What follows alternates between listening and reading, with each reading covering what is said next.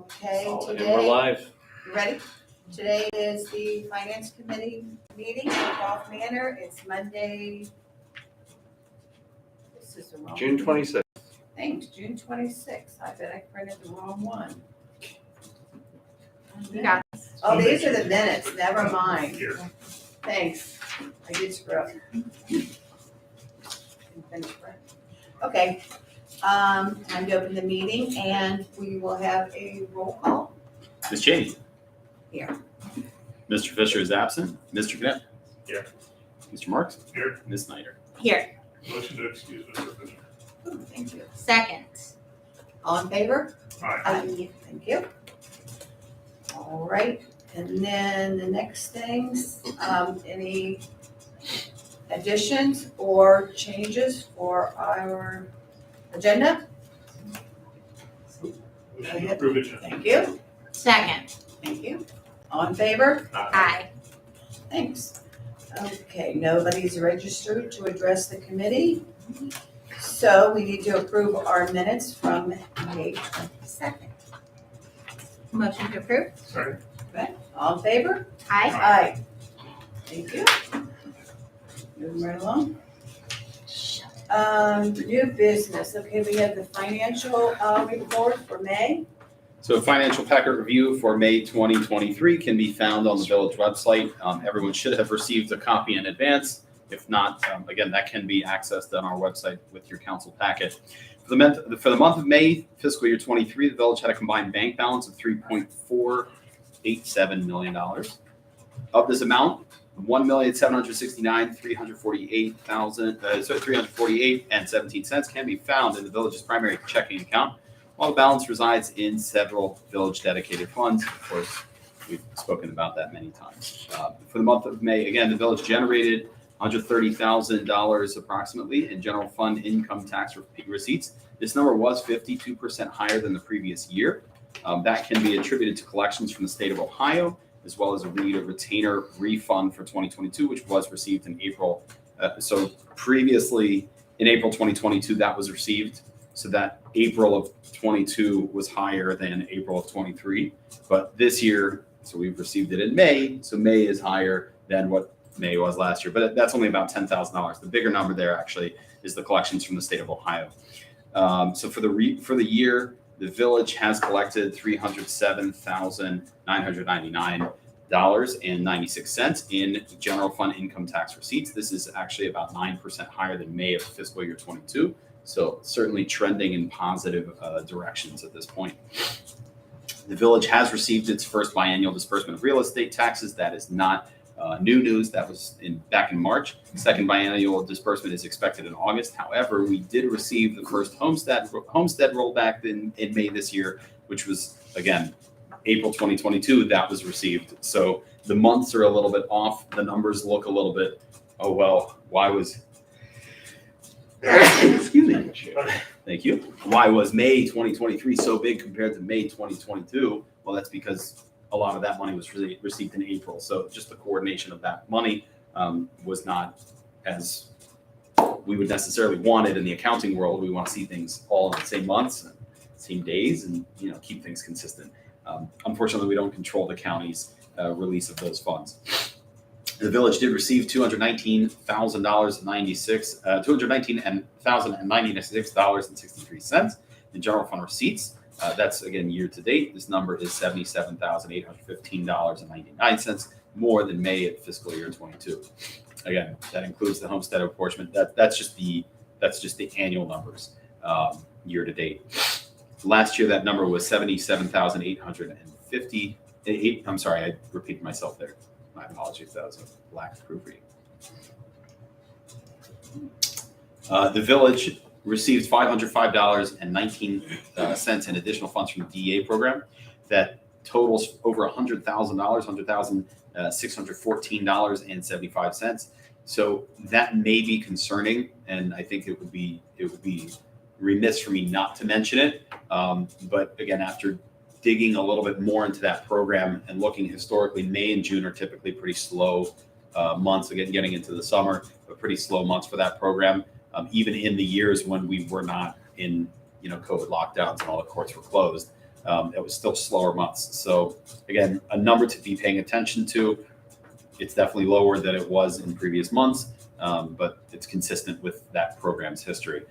So that again is still totaling over $100,000. We're not 50% of the way through the year, so trending towards hitting hopefully more than $200,000. I hesitate to project more than that because again, we just don't know. It really depends on the cases. It depends on the program, and it depends on their release of the funds.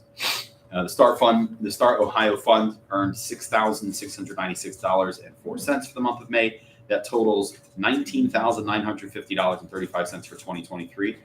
That's incredible. That's absolutely incredible. Now, mind you, the majority of the interest receipts are actually only in the last 2 months because we added another $1 million to that fund. I was working, it's really a side point, and I would normally add this at the end of, at this point, kind of a newer iteration, so to speak, of the finance report. I was working on a savings account that was with Fifth Third that was meant to be around 3%. After further research into that, we discovered that the village is actually ineligible for that business savings account because it's not pooled collaterally pooled, so to speak, with the rest of state monies, and it's just there's certain types of investments we're not allowed to do with public funds. So before we put any money in there, thankfully, that was shut down. So we will not be continuing that. However, Fifth Third did say that they're going to try and open up a Star Fund similar account, which should give us a higher rate of return on our interest, which we would actually put almost the entire reserve, well, not reserve, the entire bank balance of our Fifth Third money, except for 1 or 2 months of operating expenses, so we can again maximize interest. If we can do that, then we may actually bring our interest earnings closer to $100,000 for the year, or let's say over a 12-month period, we would get closer to that, which would be absolutely incredible. But again, just that's some of the programs that we're working on, and just trying to clarify what we can and can't do, and with public funds. But they said that they do it for us, so that was really exciting. Top 5 Ps for the month were Lita, Payroll, G&R Part and Plumbing, which you may have never heard of them. That's okay. It's because they sold us the backhoe. We otherwise don't have anything to do with it, right? You're like, hey, what's the $64,000? Oh, right. Yeah, it was approximately 64. Anyway, so then next is DPS and LP. Total village general fund appropriation spend for the month was in the amount of $187,538.06. This figure is $40,520.87 less than May of fiscal year 22. The village had 26 outstanding payments that totaled $32,590.31, the bulk of which is the payment to the Jefferson Health Plan. It seems that pretty often that they're a little behind in cashing those checks, but not the biggest deal. The village administration will continue to monitor appropriation spend and make any adjustments deemed necessary. Any questions? Thank you, sir. My pleasure. We don't need to make a motion and do this, do we here? In council. In council. Okay, so next thing on the agenda is our 2024. So before we get to that, it might make sense to talk about the breach at this point. Okay, I was just going in the order of the Yeah, I know, agenda, but that's- yeah, I'm happy to change Okay. that. So on the 25th of May, we noticed some Capital One. We don't have any Capital One credit cards. Some Capital One payments. What do you call it? Online generated self-pay from the village bank account. To which Paula asked me, "What in the world is this?" And I said, "That's called unauthorized activity." Right? We both were like, "This is weird." It's a rhetorical question. Right? That's fantastic. So we got to the bottom of those charges. We are not sure exactly how that was compromised, but we did put a block on the account. For some reason, Fifth Third had a delay in when they actually put the block on the account, so the fraudulent charges were allowed to continue for a couple of days. But I think we've received all the money at this point. We already started receiving money by the end of May. And you'll notice on the bank reconciliation, there's about $1,800 of I don't remember how it's referred to. It's like overestimated costs, but essentially that was money that was taken without permission, right? And then Fifth Third gave us that money back. So 1,800 was the impact. Well, the impact was actually larger than 1,800. 1,800 was just for the month of May. Oh, It was, we caught it in May, but for some reason Fifth Third didn't put the block in until June 2nd, when I said, okay, this is ridiculous. We have to stop this. You need to put on a block right now because there's still charges. We were very confused why they continued. So after they put the block on the account, I was actually performing the bank reconciliation, and I noticed an additional charge, which was done in May, and that was actually done with a fraudulent check. I believe it's called a self-generated check, which is all done online, and all you have. I mean, it's unreal how scary and how easy it is for someone to be defrauded. All they need is some simple numbers. So that was really scary, but it was all committed by the same person who has a rap sheet as long as the highway between Cincinnati and Atlanta where he lives. And there's not much we can do about it because he's out of state. But the FBI was actually reported, we reported it to the FBI as per the Auditor of State recommendation. We also filed a police report with the Manor Police Department, who have been conducting their own individual investigation, which I think probably has gotten more fruits than anything that the feds have given us at this point. Nothing against them, but I think it's probably a little too small fish for them. A couple $1,000 in the village of Gulf Manor, which we got back from the bank anyway. It's really the bank's issue. So that was solved already, almost entirely solved by June 3rd. We continue. We've closed that. Well, we've put a block on the account. So any transactions that do come out of that account, including existing checks, we get a I don't know how to describe it, but we get a report every morning, which basically says this check was attempted to be cashed. Please approve or deny. Since then, I don't think we've caught any more. Maybe we caught one through there.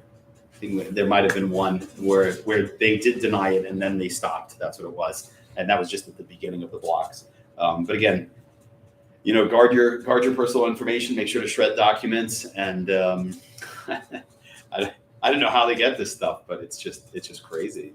So the moral of the story is that the safeguards that we've put in place work. I know that as we were setting up our financial programs a couple years ago, there was some frustration on why we had to deal with specific detail and why we needed certain kinds of things. We've done all of this at the behest of the state auditor. I give Paula a lot of credit for watching the accounts very closely. Thank you for doing that. But our internal audit process is what caught those. This could have gone on for a long period of time, which would have been a lot easier or a lot more difficult, I should say, to try and rectify. Eric was on top of this the whole way through, and even though Fifth Third was a little bit frustrating in terms of their getting the account set up for being able to block some of these transactions, they were very copacetic and just taking care of it. So they were helpful, that's for sure. Yeah, it was time to get to the right person at the right time. That was the issue. I think, like I said, the moral of the story is it's working essentially. So I applaud the staff, and I know our money's safe. So that's end of the update on fraudulent banking activity transactions. There have been no continued fraudulent transactions already for quite a few weeks, which is fantastic. That's good. Thank you. Okay, now do we want to talk about the 2024 budget? Sure. So everyone should have received a copy of that budget. That is. I apologize if anyone got an earlier version. The formatting was really weird, and it did not come out correctly. But I tried to make it a little bigger, a little bit less cantankerous to look at.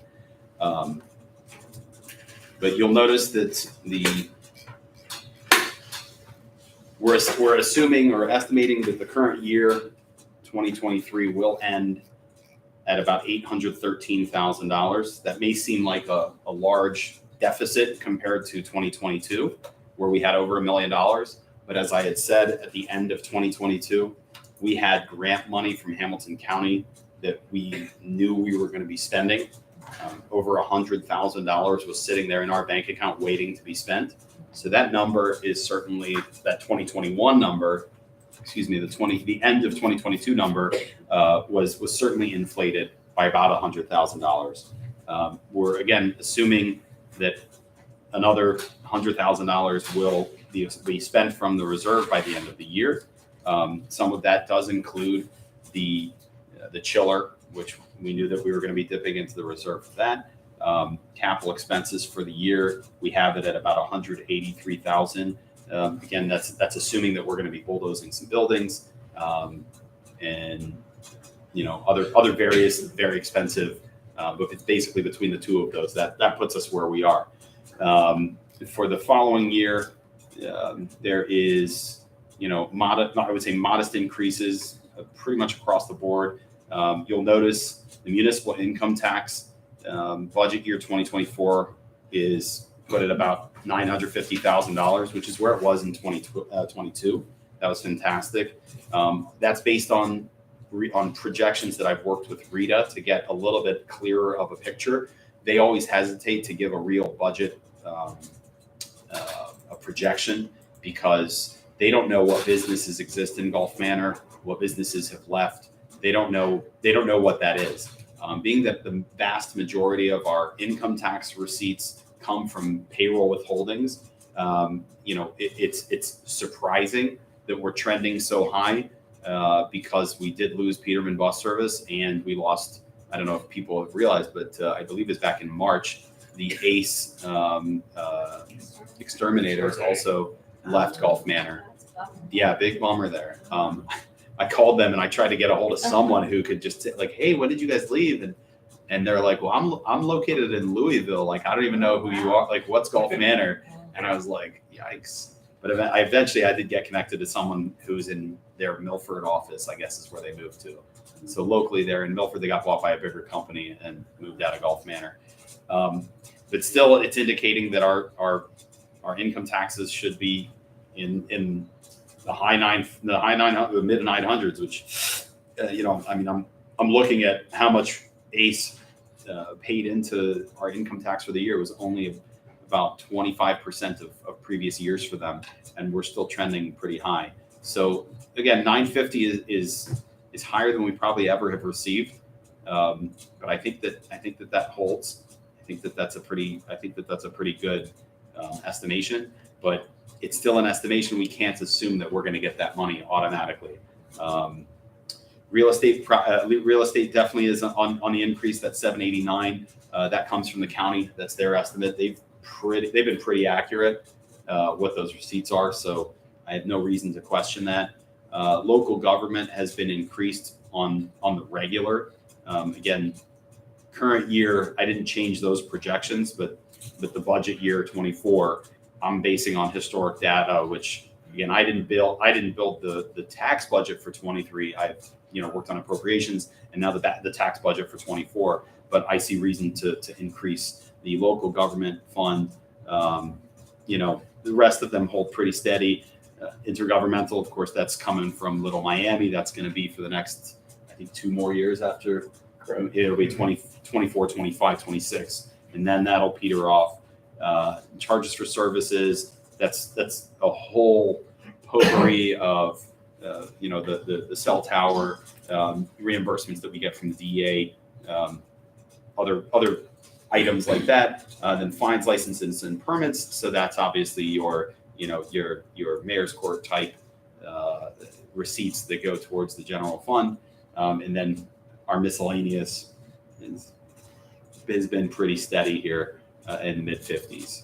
So that puts us at a just over $2.4 million budget for the year for 2024. And then of course appropriations, I kind of went with modest increases, what I thought would be based on what programs have done historically, how much have they increased, and I put that throughout.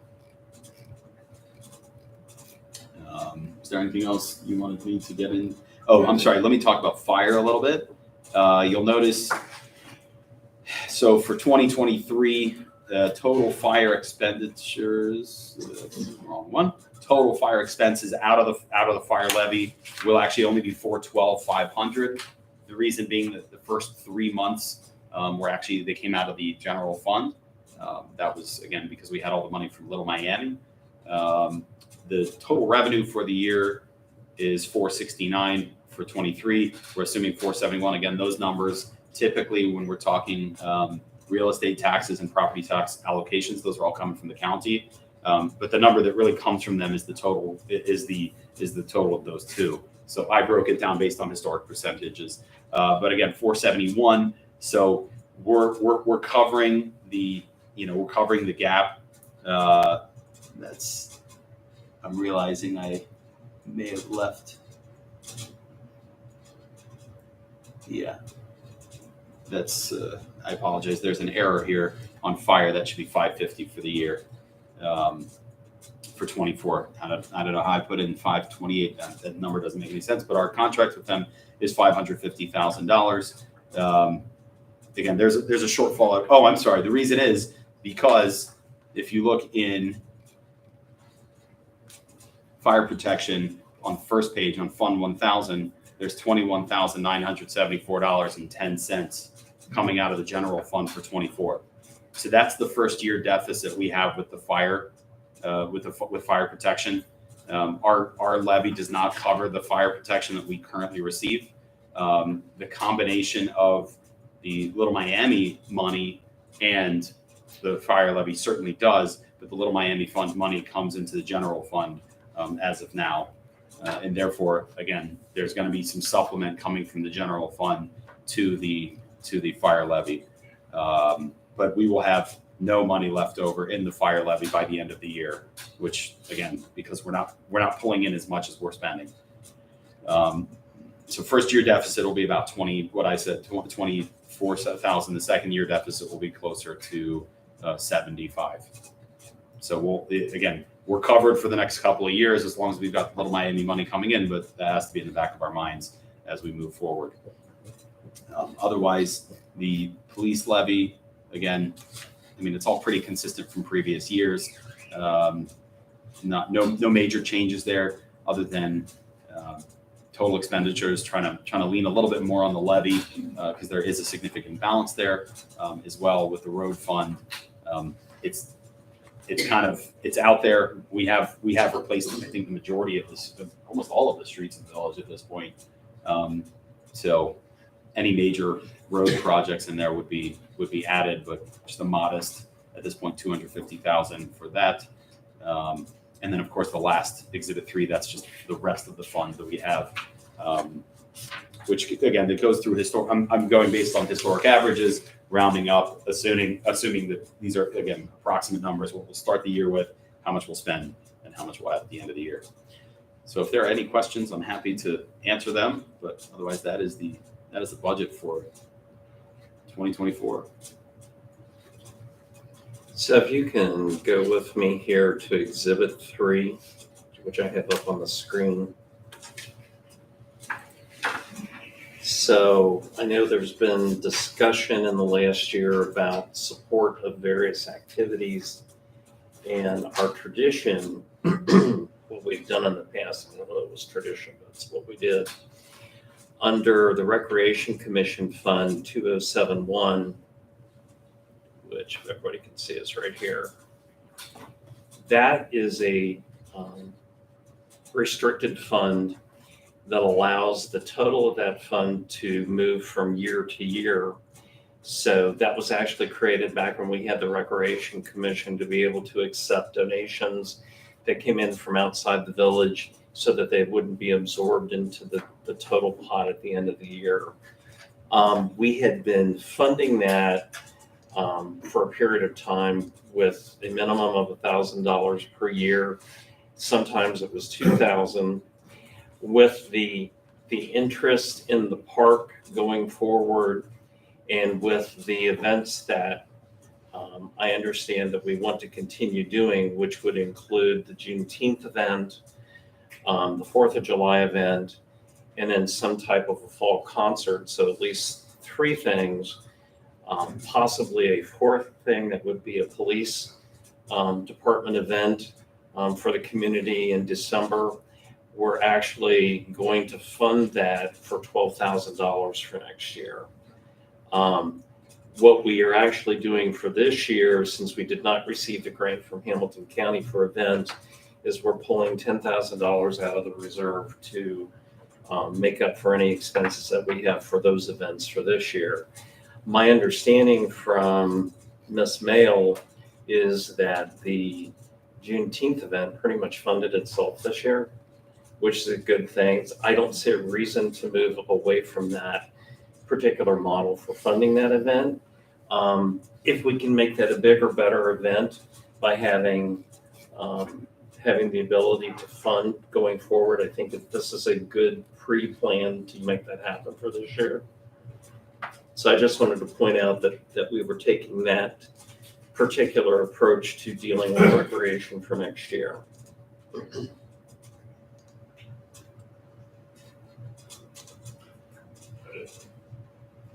That's it. Okay.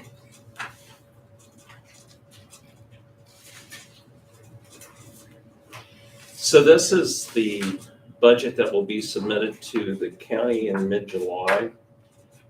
It is required to be a balanced budget, which it is. And the next step then, after this is approved and submitted to the county in July, we'll go through the appropriations process, which takes place in October and November. Appropriations will be we'll ask council to approve those on the second council meeting in November. So that, if you remember, is the time frame for dealing with all this. We have a public meeting tonight on this too, right, after this meeting? I'm sorry? We have our public meeting on this too, right? Correct, there's a public hearing at 7:15 on this budget. All right. So the next thing on the menu, on the agenda, oh my God, yeah, is the RITA meeting summary presentation. So if I can preamble here for just a second. So we are a member of the Regional Council of Governments. As a member of the Regional Council of Governments, that gives us the opportunity to have membership in RITA. We have 2 representatives. Paula is our primary representative. Mayor Densmore is our secondary representative. Paula had the ability to go to the meeting this year. It's an exciting time. But what I think it's important for us to be at that meeting simply because we do have a voice when it comes to electing people that we have no clue who these people are, because most of them are from Northern Ohio. But in your packet, there was a good summary of the financial health of RITA and their staffing and so forth. And I think that's a good thing to, when you get an opportunity to take a look at that, kind of gives you more insight into RITA. And Paul's going to tell us about her time in Worthington. Ooh, exotic. Yeah. June 14th, I had a manifested delegate. There were a couple things. The election of 3 positions had been open, and it was rather short leash because we had 3 that we could vote on. So they really chose for us. They also had an amendment that they were trying to pass, and I'm sure as part of the COVID with the online meetings, I think they were trying to get back to that. So they had an amendment, which we all voted on, but they did not, a couple days later, they sent us an email that said there were not enough delegates to pass it. So that was unfortunate that video conferencing or remote communication would not pass at this point in time. So, I was very impressed with them. They said they had 30 positions available. They were working very hard with the consultant group. They want to define the job and whatever the job entails. They don't want someone 2 months down in training to say, forget it, this was not what I signed up for. So it's really important when they're investing all that money and time, and they want to be a good steward of the taxpayers' money. They said in the next 10 years that the high-up positions are going to be retiring. So they're working very hard to find a path for those working currently to say, in order for you to move up to this position, you're gonna have to do this, this, and this. And they're starting the process. They want to keep it in-house at this point, which is really smart, because they would have gone through the whole process and understand what's expected of them. So, those were the main things. I was very impressed. They have 80 out of 88 counties in Ohio. They have a big grip on it. Distributions for the year were 2.1 billion that they collected. So they're really powerful. They do a lot of surveys with the people that call in to make sure, that they're on track. And it's interesting, and we feel this, that we are happy that we're not collecting money because that's the bad guys. So they said that when they did their surveys, that the people all said how kind and helpful the employees were. But that Rita, she's bad. And it's nice they don't really associate the people with Rita. So it's a very impressive group. So I'm thrilled that we are part of that. It's been a very, very productive move for us. So we're in Oh, our, no question. we're in our Really fifth year now, I believe. I'm sorry, when, Our fifth year now, I think is what we're in. 2018, 18. yeah. Time Was flies. that a good move? Yeah, fantastic, whoever came up with that. Yeah. Good job. Thank you. Thank you. Yeah. You got a great team working on that. And I really appreciate Paula going to that meeting. Great. Not everybody Thank be you. excited to go to Worthington. Yeah, it was a blast.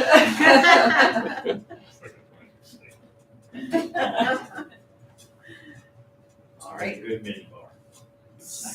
Okay, we already did the update on fraudulent bank charges. Do we have any pending business? I believe so.